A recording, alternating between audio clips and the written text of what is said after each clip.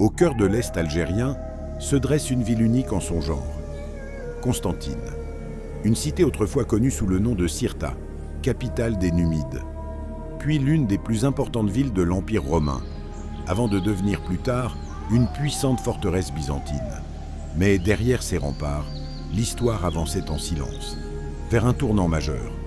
Au milieu du 7e siècle de notre ère, le jeune État islamique étendait son influence au-delà de la péninsule arabique, en direction de l'Afrique du Nord. La route vers le Maghreb était alors complexe, un espace où se mêlaient pouvoirs locaux, influences byzantines et zones d'autorité aux équilibres fragiles. C'est dans ce contexte qu'émerge le nom d'Abu al-Muhajir Dinar, l'un des gouverneurs de l'Ifriqiya à l'époque omeyyade. Un homme davantage connu pour sa diplomatie prudente que pour la confrontation directe, cherchant à consolider son influence plutôt qu'à imposer une domination immédiate. Au cours de son gouvernorat, vers l'an 55 de l'Hégire, soit 675 de notre ère, l'expansion musulmane atteignit les abords de Constantine.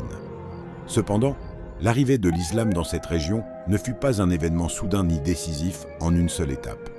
Ce fut un processus progressif, fait d'avancées et parfois de recul. À cette époque, le contrôle du territoire demeurait incertain. La région vivait encore dans un équilibre précaire entre l'influence byzantine et la présence naissante des musulmans.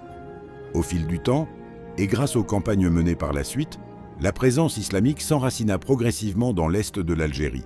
Vint ensuite le tour du célèbre chef militaire Okba ibn Nafi, qui poursuivit l'expansion vers l'ouest, ouvrant la voie à une nouvelle phase des conquêtes qui atteignirent les profondeurs du Maghreb al-Aqsa. Avec cette progression, l'islam ne fut plus seulement une autorité politique. Il devint progressivement une identité sociale et culturelle. Les populations locales embrassèrent l'islam par étapes, les modes de vie évoluèrent et de nouveaux centres de savoir virent le jour, accompagnés des premiers jalons d'une nouvelle civilisation. Ainsi, l'entrée de l'islam à Constantine ne fut pas un épisode isolé de l'histoire. Elle constitua une transformation profonde et durable, un processus amorcé vers le milieu du 1er siècle de l'Hégire, et qui aboutit à l'émergence d'une ville à l'identité renouvelée. Une ville où se rencontrent la profondeur du passé et l'esprit de la civilisation islamique.